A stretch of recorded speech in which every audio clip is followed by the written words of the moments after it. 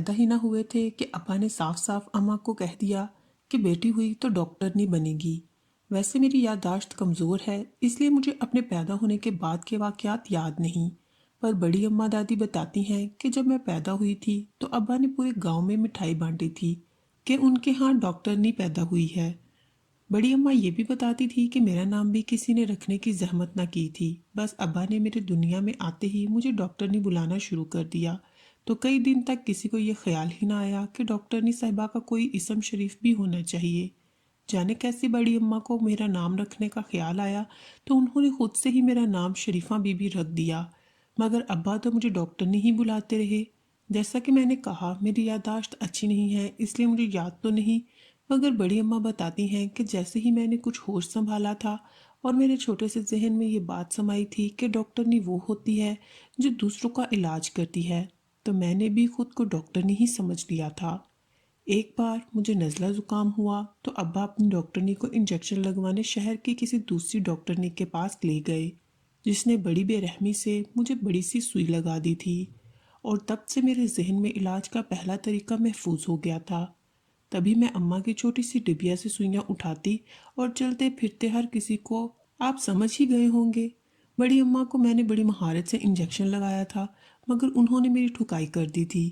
अम्मा को लगाया तो उन्होंने अपनी डिबिया ही छुपा ली, मगर जब अब्बा को इंजेक्शन लगाया तो अब्बा का सीना मारे फखर के चौड़ा हो गया। देखा, मैंने कहा था ना मेरी बेटी डॉक्टरनी बनेगी।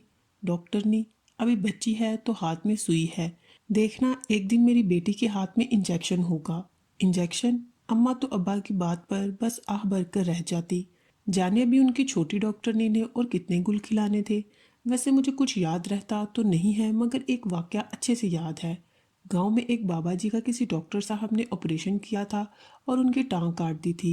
मैंने बड़ी अम्मा से पूछा कि भाई बाबा जी की टांग कहाँ गई, तो बड़ी अम्मा ने मुझे समझाया कि बाबा जी बहुत बूढ़े हो गए थे, उनकी टांग में तकलीफ रहती थी, तो डॉक्टर ने उनकी टांग काट दी ताकि उनकी बीमारी ज्यादा न बढ़े। अब टांग कैसे काटी जाती है ये मैंने बड़ी अम्मा से ना पूछा था, और पूछती भी क्यों। मैं तो पैदाइशी डॉक्टर नहीं थी, और अपने पेशे के पेशे नज़र मुझे अपनी बड़ी अम्मा का बड़ा ही एहसास हुआ, जो सारी रात बेचैन रहती थी कि हाय ये मेरी टांगे दबा, मुझे बड़ा ही दर्द है, हाय शरीफा मेरी टांगे दबा। मैंने भी अपनी बुजुर्ग दादी का पक्का इलाज करने की ठान ली थी। सबसे पहले मैंने घर में कोई तेज धार वाली छुरी ढूंढने की कोशिश की, मगर बड़ी अम्मा की टांग बड़ी थी और छुरी छोटी। फट से मेरे जहन में आया तो मैं भागी गई और आरा लाकर अपने सहन में रख दिया।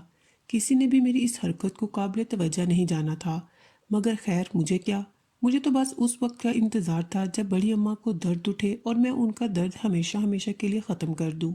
बस फिर क्या था, हस्बे आदत रात होते ही बड़ी अम्मा दर्द से चिल्लाने लगीं, ओ शरीफा आज ज़रा मुझे लाते दे, हाय हाय आज तो बड़ा ही दर्द है। मैंने भी आरा उठाया और बड़ी अम्मा की टांग के पास खड़ी हो गई। बड़ी अम्मा आंखें बंद किए लेटी थी और मैंने एक अच्छी डॉक्टरनी होने का सबूत देते हुए बड़ी अम्मा से सवाल किया, बड़ी अम्मा एक टांग में दर्द है या दोनों में? हाय हाय दोनों में ही दर्द है बदबख्त, जल्दी कर लाते दे मुझे। अच्छा तो यानी मुझे एक साथ दोनों टांगों का ऑपरेशन करना था। बड़ी अम्मा तो घुटनों के नीचे ही दबवाती थी, यानी मुझे घुटने से लेकर पाँव तक ऑपरेशन करना था। बस फिर क्या था, मैं आरे से ऑपरेशन करने ही वाली थी कि अम्मा ने मुझे चोटी से पकड़कर परे धकेल दिया। उसके बाद मुझे कितनी लाते घूंसे पड़े मुझे याद नहीं, क्योंकि उस दिन के बाद से घर में मुझे किसी ने डॉक्टर ने नहीं बुलाया था। और हैरत की बात यह थी कि अब अब्बा भी मुझे शर्फू बुलाते थे, डॉक्टरनी नहीं। फिर धीरे धीरे मैं भी भूल गई कि मैं डॉक्टरनी हूँ। मगर जब 8वीं गई तो मुझे कुछ याद कहाँ रहता है। इम्तहान दिया तो अब्बा ने फिर से वही रट लगा ली कि मेरी शरीफा डॉक्टरनी बनेगी। डॉक्टरनी, तभी मुझे साइंस के मजमून रखवा दिए। मगर अब मैं आप सबको कितनी बार बताऊं कि भाई मुझे कुछ याद नहीं रहता, इसलिए मुझे साइंस सब्जेक्ट भी कहाँ याद रहने थे। जो पढ़ती जाती थी साथ ही साथ भुला आती थी। फिर कोई बहुत ज़्यादा मेहनत का भी शौक नहीं था। अरे शौक क्या, ज़रूरत ही ना थी। मेहनत तो वो करें जिन्होंने डॉक्टरनी बनना हो, मगर मुझे तो पता था मैं तो थी ही पैदाइशी डॉक्टरनी। तभी मेहनत का जिम्मा दूसरों के सरों पर डाले मैं सुकून से खाती पीती और सोती रहती थी। स्कूल के पहले टर्म का रिजल्ट आया तो मैं तमाम साइंसी मज़ामीन में नहायत ही अच्छे नंबर लेकर फेल हुई थी। और सबसे ख़ास बात यह कि पूरी क्लास में सबसे ज़्यादा अच्छे नंबर लेकर मैं ही फेल हुई थी। کسی مضمون میں 3 نمبر تھے تو کسی میں 5۔ بس آپ یہ سمجھ لیں کہ میں نے فیل ہونے میں پہلی پوزیشن لی تھی، مگر میری اس پہلی پوزیشن سے ابا بہت دکھی ہو گئے۔ مجھے کچھ خاص باتیں یاد رہتی تو نہیں، مگر ابا کی آنکھوں میں آنے والی نمی مجھے آج بھی یاد ہے، جو میرا رپورٹ کارڈ دیکھنے پر آئی تھی۔ پوری زندگی میں انہوں نے بس ایک ہی خواب دیکھا تھا اور ایک ہی خواہش کی تھی کہ ان کی اکلوتی اولاد ڈاکٹرنی ہے۔ اپنی جوانی کے دنوں میں وہ ایک بار شہر میں کسی ڈاکٹرنی سے بڑی اماں کے علاج کے سلسلے میں ملے تھے۔ تب سے وہ ڈاکٹرنی کے فین ہو گئے تھے۔ انہیں لگتا تھا کہ ڈاکٹرنی فرشتہ ہوتی ہے۔ فرشتہ اور ڈاکٹرنی کو جو عزت ملتی ہے اس کے تو کیا ہی کہنے۔ بس تبھی سے وہ ایک ڈاکٹرنی کے باپ ہونے کا فخر محسوس کرنا چاہتے تھے۔ پھر گاؤں میں کوئی خاص طبی سہولت یا اچھے ڈاکٹرز بھی مہیا نہیں تھے، تو ان کی چاہت تھی کہ ان کی بیٹی گاؤں کی پہلی ڈاکٹرنی بنے، مگر میرے رپورٹ کارڈ نے ان کے سارے خوابوں کو چکنا چور کر دیا تھا۔ انہوں نے مجھے ایک لفظ نہیں کہا تھا، نہ ڈانٹا نہ شکوہ کیا، مگر ان کی آنکھوں کی نمی سب کچھ کہہ گئی، اور اس دن میں نے فیصلہ کر لیا کہ اب تو میں ڈاکٹرنی ہی بن کر رہوں گی۔ مجھے کچھ یاد نہیں رہتا، اس بات کو بھی میں نے یاد نہیں رکھا تھا، اور دن رات محنت کر کے 9ویں کے بورڈ ایگزام میں ٹاپ کیا۔ اس دن بھی ابا کی آنکھوں میں نمی تھی، مگر اس نمی نے مجھے دلی سکون پہنچایا تھا، اور اسی نمی کو برقرار رکھنے کے لیے میں نے اور بھی محنت شروع کر دی اور 10ویں میں بھی ٹاپ کیا۔ مجھے اندازہ تھا کہ ہم گاؤں میں رہنے والے سفید پوش ہیں، اگر مجھے ڈاکٹر نہیں بننا ہے تو میرٹ پر بننا ہوگا۔ تبھی میں نے FSC میں بھی بہت عمدہ کارکردگی دکھائی اور انٹری ٹیسٹ میں بھی۔ میڈیکل کالج میں داخلے پر ابا نے سارے گاؤں میں دیگیں بانٹی تھیں۔ مجھے اپنا گاؤں چھوڑ کر ہاسٹل میں آنا پڑا۔ 2 ماہ ہی ہوئے تھے کہ ابا بیمار ہو گئے اور اماں میری پیدائش کے 19 سال بعد پھر سے امید سے ہو گئی۔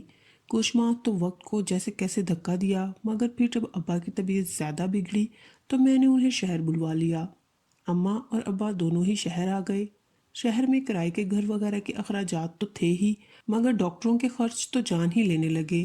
سرکاری ہسپتالوں میں ابا کے ساتھ جاتی تو سارا سارا دن باری نہ آتی۔ ابا درد سے تڑپتے رہتے مگر کسی کے ماتھے پر بل تک نہ آتے۔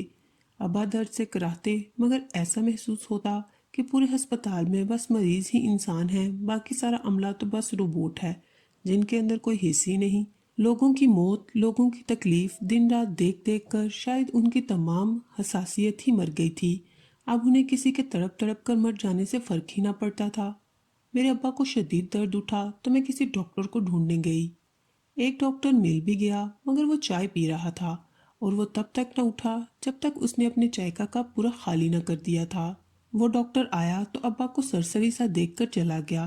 میں نے ابا کو حوصلہ تو بہت دیا، مگر اتنی ہی دیر میں گھر سے اماں کی کال آ گئی تھی۔ انہیں درد اٹھا تھا۔ میں فوری طور پر وہاں گئی تاکہ ایک بار جائزہ لے لوں، پھر اماں کو لے آؤں گی، مگر لیبر روم کا حال میری غیرت کو للکار گیا۔ مرد حضرات بلا جھجک اور بلا کسی روک ٹوک کے لیبر روم کے اندر آ جا رہے تھے، اور عورتیں اسی حالت میں بغیر کسی چادر کے تڑپ رہی تھیں۔ ایک عورت پر نظر پڑی تو جانے کب سے درد میں کسی نرس کو آوازیں دے رہی تھی، بس اتنا ہی صدا لگا رہی تھی کہ خدا کے لیے کوئی چادر میرے اوپر ڈال دو، مگر ہر نرس، ہر ڈاکٹرنی کے کان پوری طرح سے بند تھے۔ ہاں، مگر زبان ضرور کام کرتی تھی۔